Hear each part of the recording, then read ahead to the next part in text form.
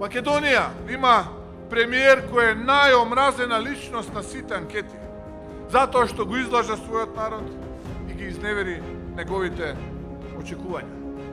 Ке дадам само еден пример.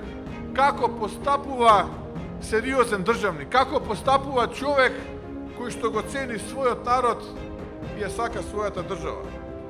Вчера, австријскиот канцелар Себастијан Курц, председател на нашата сестринска партија, поднесе оставка затоа што постои основано сомневање дека дел од владени институции плаќале анкети со кои ја фаворизирале власта која што тој ја предводи. А кај нас има 2 или 3 омилени такви агенции кои што редовно добиваат тендери од владата и погодете кои се тие агенции таму каде што СДСМ и ЗАЕВ секогаш води. Тие се тие агенции.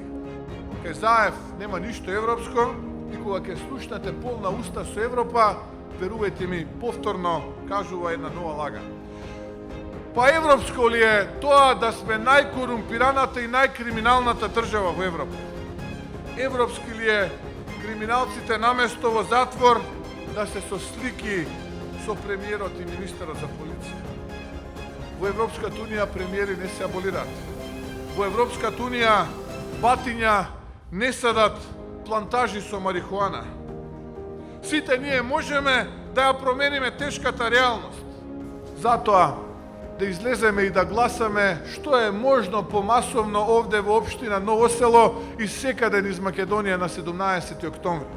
И да покажеме дека нашиот глас одлучува. Дека сте вие силата на Македонија и во вас е клучот за новата иднина. Иднина што ќе донесе промени.